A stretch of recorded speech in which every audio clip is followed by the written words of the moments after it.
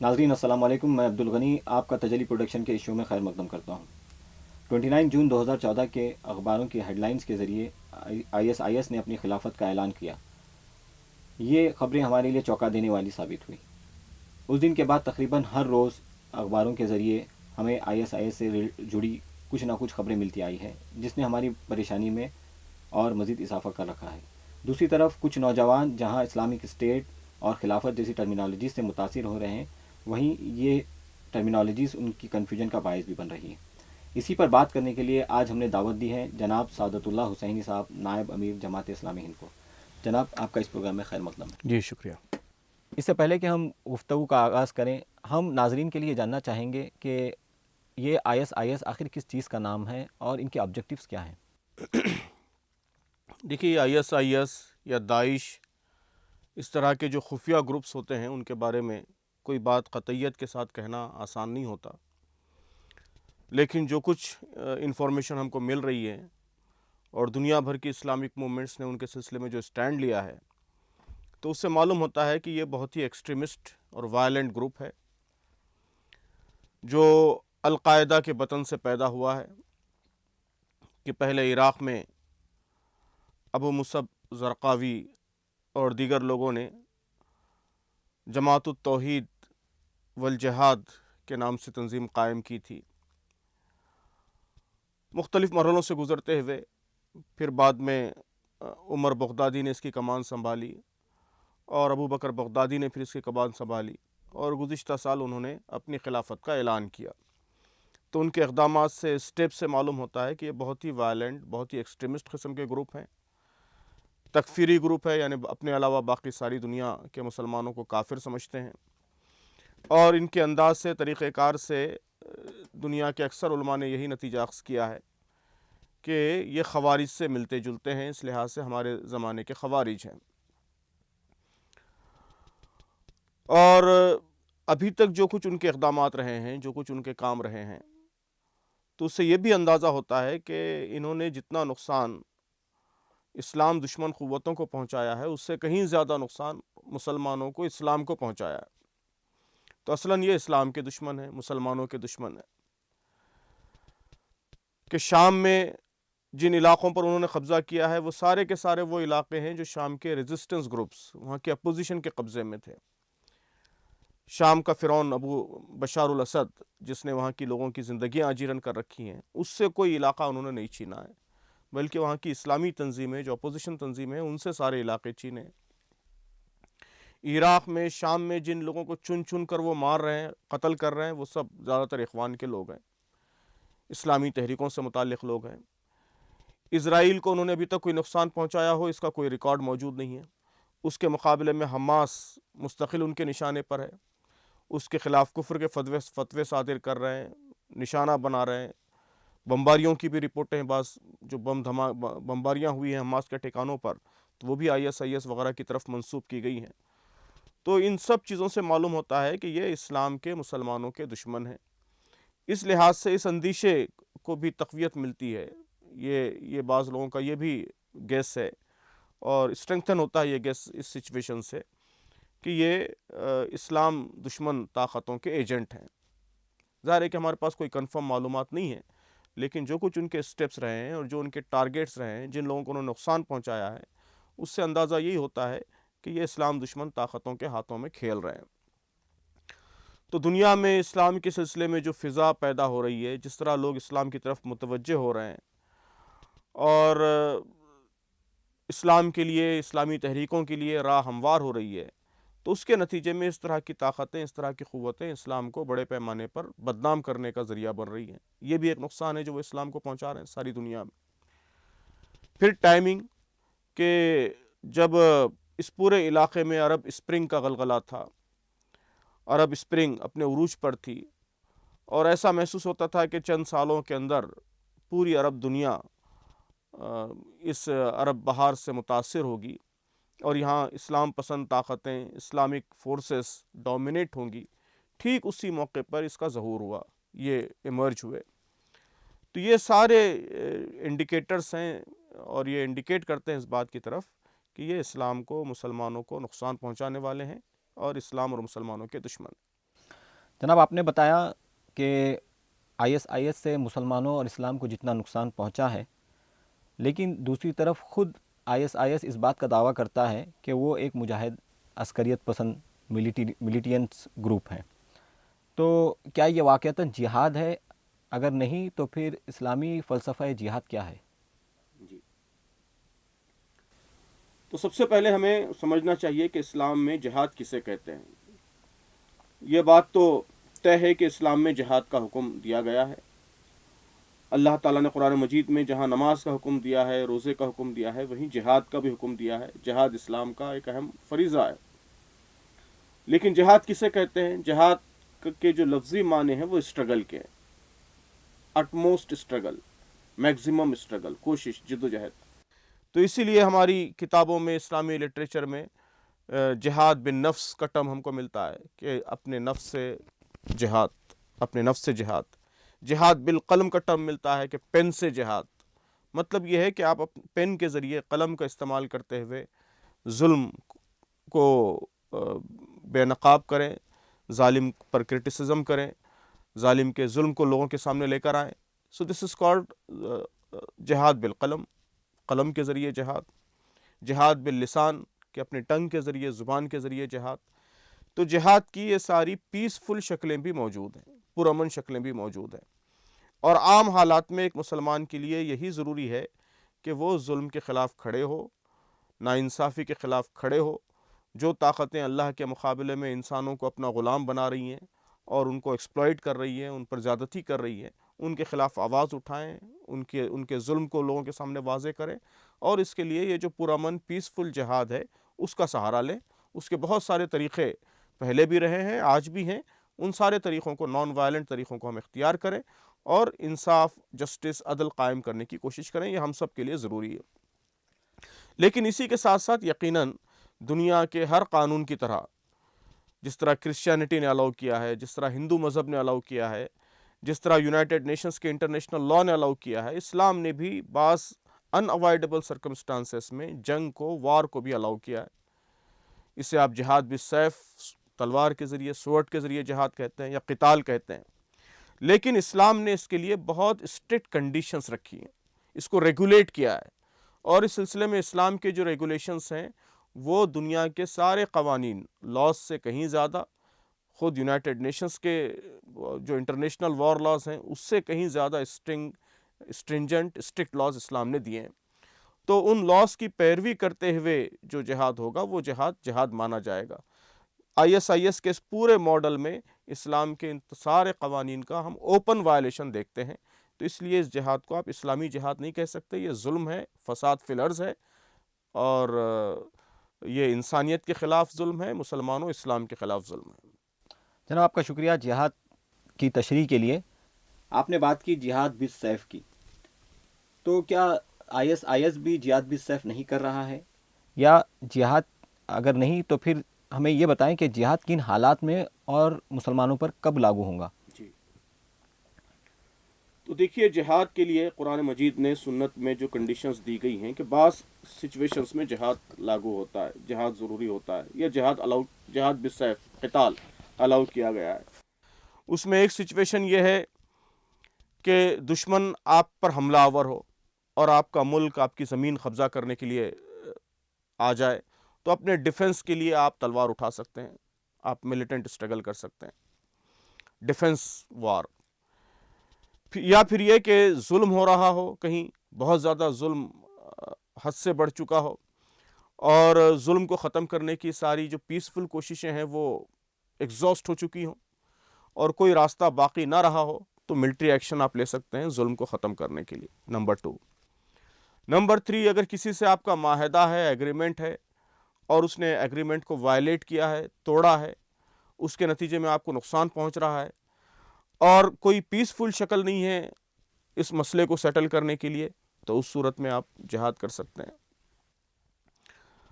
تو یہ کچھ شکلیں ہیں جس میں آپ جہاد کر سکتے ہیں. تو بنیادی مقصد یہ ہے، یا فریڈم ختم ہو گئی ہے، آپ کو اپنے مذہب پر، دین پر چلنے کی آزادی نہیں ہے، فریڈم نہیں ہے، لوگوں کی فریڈم لوگوں نے چھین لی ہے اور اللہ کے قانون کے مطابق، اللہ کے دین کے مطابق عمل کرنا مشکل ہو گیا ہے.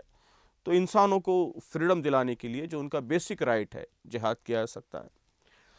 تو یہ کچھ گویا وہ سرکمسٹانسز ہیں، سچویشنز ہیں جس میں جہاد یا قتال، جہاد بالسیف الاؤ ہو سکتا ہے۔ لیکن جہاد بالسیف الاؤ ہونے کے لیے ظاہر ہے کہ یہ تو سرکمسٹانسز ہیں، لیکن کچھ کنڈیشنز بھی ہیں۔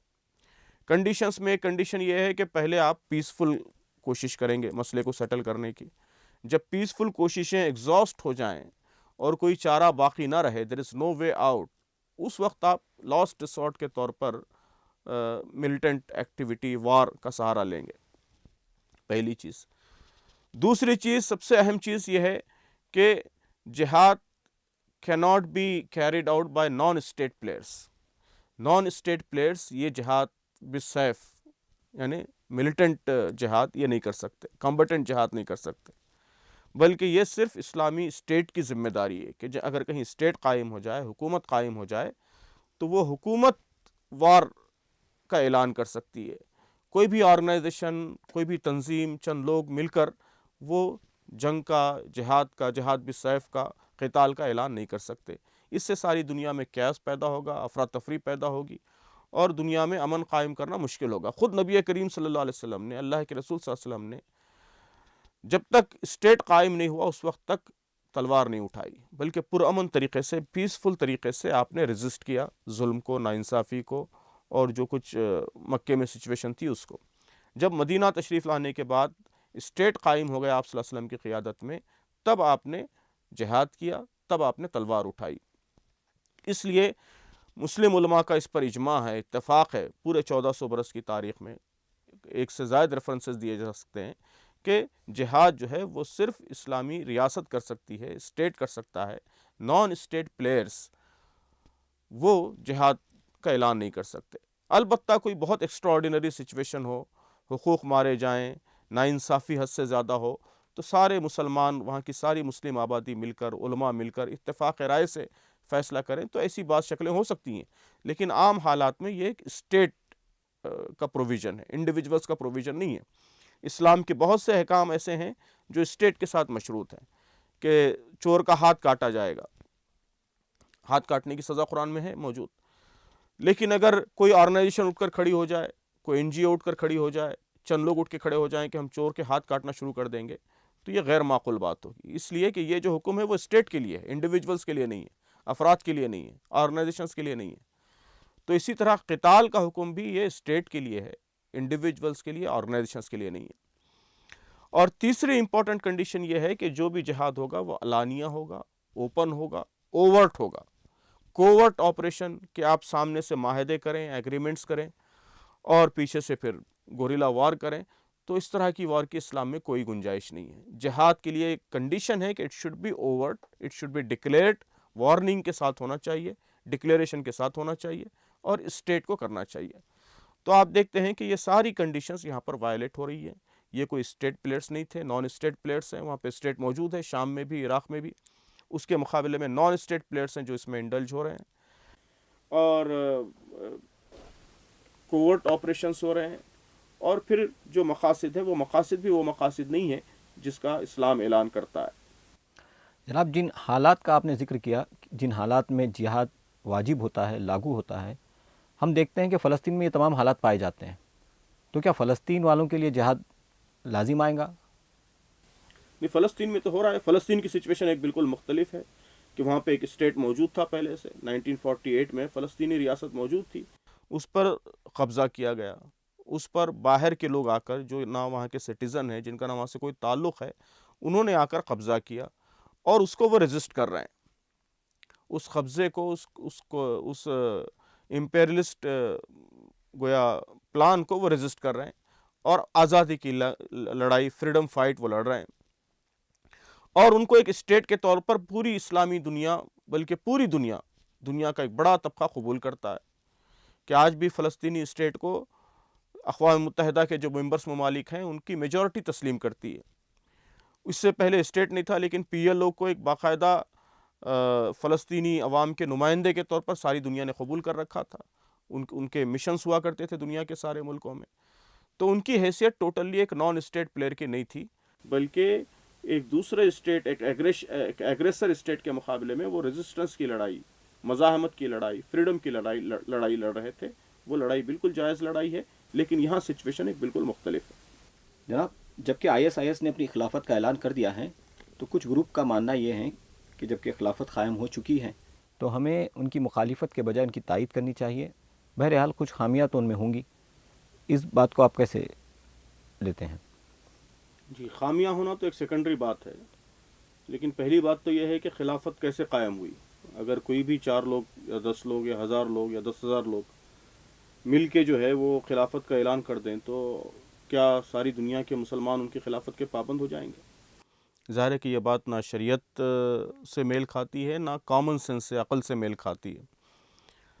تو یہ مسلمانوں کے اتحاد سے یہ ادارہ قائم ہوا ہے، خلافت قائم ہوئی ہے، اس کا مطلب اس کا دور دور تک کوئی امکان نہیں ہے، بلکہ اس کے بالمقابل مسلمانوں نے اتفاق رائے سے اس کو ریجیکٹ کیا ہے، اس کو کنڈیم کیا ہے کہ دنیا میں 99% مسلمان اس کو کنڈیم کرتے ہیں، اس کو ریجیکٹ کرتے ہیں، اس کی حرکتوں کو ریجیکٹ کرتے ہیں. تو ایسی صورت میں خلافت کہاں سے قائم ہوئی اور کہاں سے پھر اطاعت کا، ماننے کا یا قبول کرنے کا سوال پیدا ہوتا ہے؟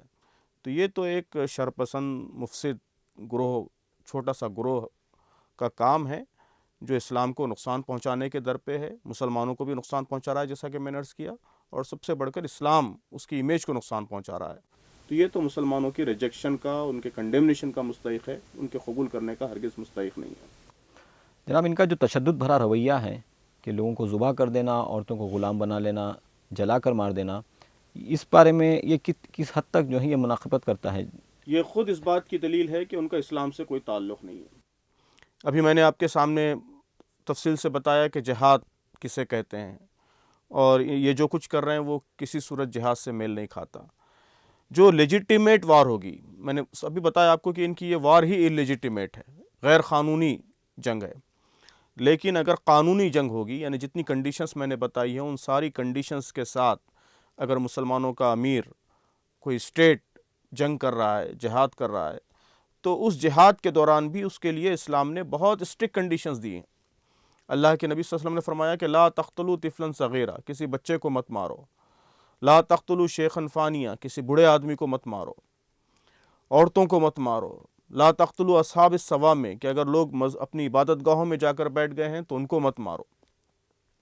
لا ينبغي ان يعذب بالنار الا رب النار، کہ آگ میں جلا کر مارنا یہ کسی کے لیے جائز نہیں ہے سوائے اس کے جس نے آگ کو پیدا کیا ہے، یعنی صرف اللہ کا کام ہے وہ آگ میں جلائے، انسانوں کے لیے ہرگز جائز نہیں ہے. تو اللہ کے نبی صلی اللہ علیہ وسلم نے بہت کلیئر انسٹرکشنز دیے ہیں، اور ان انسٹرکشنز کو بعد میں خلفائے راشدین نے، اسلامی فوجوں نے بہت اسٹرکٹلی فالو کیا ہے کہ جو لڑائی ہوگی وہ صرف کمبیٹنٹ کے ساتھ ہوگی، یعنی جو ہتھیار اٹھا کر لڑنے کے لیے میدان میں آئے ہیں صرف ان سے لڑائی ہوگی. اور جو سویلینز ہیں، سٹیزنز ہیں، جن کے پاس ہتھیار نہیں ہیں، جو اپنے اپنے گھروں میں بیٹھے ہوئے ہیں، ان کو کسی صورت کوئی نقصان نہیں پہنچایا جائے گا. تو اللہ کے نبی صلی اللہ علیہ وسلم نے کنویں میں زہر ڈالنے سے منع کیا ہے. تو آپ تصور کیجئے کہ زہریلی گیسیں اور بایولوجیکل ویپنز اور کیمیکل ویپنز، اس کی اسلام میں کہاں گنجائش ہو سکتی ہے؟ تو یہ ساری حرکتیں اور یہ وحشیانہ رویے، یہ تشدد اور عام انسانوں کو تکلیف پہنچانے کی اور ان کو مارنے کی یہ کوششیں، اس کا اسلام سے دور دور تک کوئی تعلق نہیں ہے. اسلام کے تصور جہاد سے یہ چیز میل نہیں کھاتی، اور یہ حرکتیں وہی کر سکتا ہے جس کو اسلام اور اسلامی تعلیمات سے کوئی تعلق نہ ہو. جناب، ان کا جو طریقہ کار رہا ہے نوجوانوں کو راغب کرنے کا کہ جنت کا آسان راستہ بتانا اور حوروں کے حسین خواب دکھانا، ایسے میں کچھ نوجوان اس کی طرف راغب ہو رہے ہیں، اور دوسری طرف وہ کیا طریقہ ہے جس سے عام لوگ یہ سمجھیں اور یہ پرکھیں کہ واقعتاً یہ خلافت جس کا یہ اعلان کر رہے ہیں یہ صحیح ہے یا نہیں؟ جی، تو جہاں تک آپ کے پہلے سوال کا تعلق ہے، قرآن مجید میں یقیناً شہیدوں کے لیے جنت کا وعدہ ہے، اور شہید کا بہت بڑا مرتبہ ہے، غازی کا بھی بہت بڑا مرتبہ ہے، مجاہد کا بھی بہت بڑا مرتبہ ہے. لیکن یہ سارے مرتبے ان لوگوں کے لیے ہیں جو لیجیٹیمیٹ، جائز، شرعاً صحیح جہاد کے دوران جو شہید ہوئے ہوں یا جو اس جہاد میں حصہ لے رہے ہوں. میں نے ابھی آپ کے سامنے واضح کیا کہ یہ جہاد نہیں ہے، یہ ٹوٹلی فتنہ ہے، فساد ہے، اور زمین میں فساد برپا کرنے کی کوشش ہے۔ تو اللہ تعالیٰ نے قرآن میں، نبی کریم صلی اللہ علیہ وسلم نے اپنی حدیثوں میں اس طرح کے فساد سے سختی سے منع کیا ہے۔ جہاں شہید کے لیے جنت کی بشارت ہے، وہیں اس طرح کا فساد برپا کرنے والوں کے لیے اللہ کے غضب کی، جہنم کی بشارت بھی ہے۔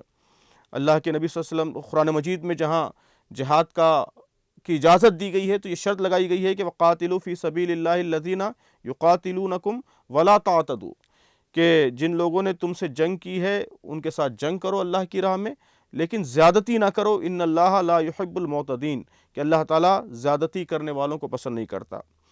الا لعنۃ اللہ علی الظالمین الذین یصدون عن سبیل اللہ ویبغونہا عوجا، کہ خدا کی لعنت ان ظالموں پر جو خدا کے بنائے ہوئے زندگی کے سیدھے راستے میں رکاوٹ ڈالتے ہیں اور اس کو ٹیڑھا کرنا چاہتے ہیں۔ قرآن مجید میں کہا گیا ہے کہ لا تطیعوا امر المسرفین، کہ ان لوگوں کا ہرگز حکم نہ مانو جو اپنی جائز حد سے گزر گئے ہیں۔ الذین یفسدون فی الارض ولا یصلحون، کہ یہ وہ لوگ ہیں جو زمین میں فساد برپا کرتے ہیں اور اصلاح نہیں کرتے۔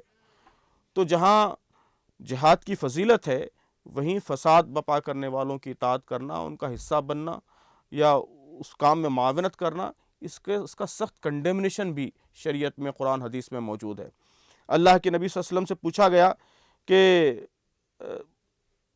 فی سبیل اللہ جہاد کسے کہتے ہیں؟ اگر کوئی شخص مال کے لیے لڑ رہا ہے، یا کوئی شخص بہادری کی شہرت حاصل کرنے کے لیے لڑ رہا ہے، یا کسی کو کسی شخص سے گروہ سے دشمنی ہے، اس دشمنی کو چکانے کے لیے وہ لڑائی لڑ رہا ہے، انتقام کرنے کے لیے، انتقام کے جذبے سے لڑائی لڑ رہا ہے، تو کیا یہ جنگ اللہ کی راہ میں جنگ قرار پائے گی؟ تو اللہ کے نبی صلی اللہ علیہ وسلم نے صاف فرمایا کہ ہرگز نہیں، فی سبیل اللہ جہاد صرف وہ جہاد ہے جو خدا کا بول بالا کرنے کے لیے، جس کی کنڈیشنز میں نے آپ کے سامنے واضح کر دی ہیں۔ نبی کریم صلی اللہ علیہ وسلم نے فرمایا کہ اگر کسی شخص نے جنگ کی اور اس کے دل میں اونٹ باندھنے کی ایک رسی حاصل کرنے کی بھی نیت ہوئی تو اس کا اجر ضائع ہو گیا۔ تو اللہ کے دین کے غلبے کے لیے اور اللہ کے احکام کے مطابق جو جہاد ہوگا وہ جہاد قرار پائے گا، اور اس کے مقابلے میں جو فساد فتنہ پیدا کیا جائے گا وہ دوزخ میں لے جانے کا موجب ہوگا۔ دنیا میں بھی اس کے نتیجے میں تباہی آئے گی، نہ صرف چند لوگوں کے لیے تباہی آئے گی، بلکہ جیسا کہ آپ دیکھ رہے ہیں کہ یہ لوگ پوری امت مسلمہ کے لیے آزمائش کا باعث بن رہے ہیں۔ تو یہ دنیا میں بھی تباہی کا راستہ ہے اور آخرت میں بھی تباہی کا راستہ ہے۔ تو ہمیں اپنے نوجوانوں کو دلائل کے ساتھ، قرآن و سنت کے دلائل کے ساتھ یہ بات سمجھانی چاہیے کہ یہ جو کچھ ہو رہا ہے یہ جہاد نہیں ہے، بلکہ یہ فساد ہے، اور فساد کے نتیجے میں حور نہیں ملتی بلکہ جہنم ملتا ہے۔ جہاں تک آپ کے دوسرے سوال کا تعلق ہے کہ خلافت کیسے قائم ہوتی ہے اور کیسے ہم مانیں کہ کوئی خلافت صحیح خلافت ہے یا نہیں ہے، تو سب سے پہلی چیز تو یہ کہ خلافت کے لیے بنیادی شرط یہ ہے کہ اسے مسلمانوں کی تائید حاصل ہو، مسلمانوں کی عظیم اکثریت کی کم سے کم تائید حاصل ہو۔ تو خلافت جب بھی قائم ہوگی وہ مسلمانوں کی رائے عامہ سے، ان کی تائید سے، ان کی بیعت سے قائم ہوگی۔ تو دنیا میں اس وقت 1.5 بلین مسلمان ہیں، ان کی عظیم اکثریت اگر کسی ذریعے سے اپنے میں سے کسی کو خلیفہ منتخب کرتی ہے، اس کے ہاتھ پر بیعت کرتی ہے، اس کی خلافت کو تسلیم کرتی ہے، تو وہ خلافت جائز خلافت مانی جائے گی۔ یہاں عظیم اکثریت تو چھوڑیے، کوئی معمولی اقلیت بھی نہیں ہے، کوئی شمار ہی نہیں ہے کہ IS کے جو میکزیمم اسٹیمیٹس ہیں وہ 40,000 45,000 لوگوں کے اسٹیمیٹس ہیں کہ ان کے ساتھ ہے۔ تو 150 کروڑ انسانوں کی امت میں 30-40 ہزار لوگ، یہ اس اقلیت کی کوئی حیثیت ہی نہیں ہے۔ تو خلافت جب بھی قائم ہوگی مسلمانوں کی اکثریت کی تائید سے قائم ہوگی، اور مسلمانوں کے لیے ضروری ہے کہ وہ اگر خلافت قائم کرنے کا جب بھی موقع آئے، پہلے تو اس کے لیے ضروری ہے کہ مسلمانوں کی ذہن سازی ہو، ان کا مزاج بنے، وہ اس کے لیے تیار ہوں، اس کے لیے فکر عام کی جائے، اس راہ میں جو رکاوٹیں ہیں وہ رکاوٹیں دور ہوں۔ اور پھر مسلمان جب بھی خلیفہ منتخب کریں گے، ایسے شخص کو خلیفہ منتخب کریں گے جو اسلامی تعلیمات کو نافذ کرنے والا ہو، خود بھی اسلامی تعلیمات کی پابندی کرنے والا ہو، اور پوری دنیا میں اپنے حکومت کے دائرے میں اسلامی قانون کو نافذ کرنے والا ہو۔ تو مسلمان ایسے ہی فرد کو خلیفہ منتخب کریں گے۔ جو شخص اس کھلے طریقے سے اسلامی قوانین کو وائلیٹ کر رہا ہے اور بنیادی قوانین کو، جہاد کے بنیادی اصولوں کو وائلیٹ کر رہا ہے، وہ ظاہر ہے کہ مسلمانوں کا خلیفہ بننے کا دعوے دار بھی نہیں ہو سکتا، مسلمان اس کے بارے میں سوچ بھی نہیں سکتے۔ جناب، ان کی جو تفریقی آئیڈیالوجی ہے، اپنے علاوہ تمام مسلمانوں کو کافر ٹھہرانا، جو ان کے ساتھ نہیں ہیں ان کو اسلام کے دائرے سے خارج قرار دینا، یہ بات کہاں تک درست ہے یا نہیں؟ یہ بھی ان کے گمراہ ہونے کی ایک دلیل ہے۔ میں نے ان کے گمراہ ہونے کی کئی دلائل بیان کیے، تو ان کی تکفیری آئیڈیالوجی یہ خود ان کے گمراہ ہونے کی دلیل ہے۔ یعنی اگر کوئی چھوٹا سا گروپ یہ سمجھتا ہے کہ صرف وہ حق پر ہے اور باقی دنیا کے سارے مسلمان کافر ہیں، یہ حق سے ہٹے ہوئے ہیں، تو اس کا یہ دعویٰ اس کے گمراہ ہونے کی دلیل ہے۔ اس لیے کہ نبی کریم صلی اللہ علیہ وسلم نے فرمایا کہ میری امت یہ جھوٹ پر باطل پر جمع نہیں ہو سکتی۔ اسی سے اجماع کا قانون نکلا ہے اسلامی شریعت میں، کہ اگر پورے مسلمان کسی بات پر جمع ہو جائیں تو وہ قانون بن جائے گا۔ اس کی حیثیت شریعت کے ایک سورس کی ہے، اسلامی قانون کے ایک سورس کی ہے۔ تو پوری امت باطل پر جمع ہو جائے، گمراہی پر جمع ہو جائے، کفر پر جمع ہو جائے اور چند لوگ حق پر ہوں، یہ بات یہ نبی کریم صلی اللہ علیہ وسلم کی احادیث کے خلاف ہے، ایسا نہیں ہو سکتا۔ اور جو شخص اس طرح کا عقیدہ رکھتا ہے، اس طرح کا دعویٰ کرتا ہے، وہ اس کی گمراہی کی دلیل ہے۔ اسلامی تاریخ میں ہمیشہ گمراہ گروہوں نے اس طرح کا دعویٰ کیا ہے کہ نبی کریم صلی اللہ علیہ وسلم کی وصال کے فوری بعد خلافت راشدہ کے بعد حضرت علی رضی اللہ تعالیٰ عنہ کی خلافت کے زمانے میں خوارج کا گروہ اٹھا تھا۔ اس کا بھی یہی دعویٰ تھا کہ وہ سمجھتے تھے کہ صرف وہ حق پر ہیں اور باقی سارے مسلمان، حتیٰ کہ صحابہ اکرام بھی، بلکہ حضرت علی رضی اللہ تعالیٰ عنہ، حضرت معاویہ رضی اللہ تعالیٰ عنہ جیسے جلیل القدر صحابہ بھی، وہ کہتے تھے کہ نعوذ باللہ کافر ہے، کفر کا ان پر فتویٰ لگاتے تھے۔ تو بعد میں بھی آپ پوری 1400 برس کی اسلامی تاریخ میں دیکھیں گے کہ ایسے ہی گمراہ گروہوں نے ہی، چھوٹے چھوٹے آئسولیٹڈ گروپس، گمراہ گروپ، انہوں نے یہ دعویٰ کیا کہ صرف وہ حق پر ہیں اور باقی ساری امت کافر ہے، اور امت نے انہیں ریجیکٹ کیا اور وہ باقی نہیں رہے۔ تو یہ دعویٰ ان کا کہ وہ حق پر ہیں اور باقی پوری امت کافر ہے، بلکہ خود دوسرے جہادی گروپوں کو بھی وہ کافر قرار دیتے ہیں، تو اپنے علاوہ کسی کو مسلمان نہیں سمجھتے، تو یہ تکفیری آئیڈیالوجی خود ان کے گمراہ ہونے کی دلیل ہے۔ ناظرین، آپ سن رہے تھے جناب سعادت اللہ حسینی صاحب، نائب امیر جماعت اسلامی ہند کو۔ اپنے دوست عبدالغنی کو اجازت دیں، ہم پھر حاضر ہوں گے ایک نئے شو کے ساتھ، تب تک کے لیے اللہ حافظ۔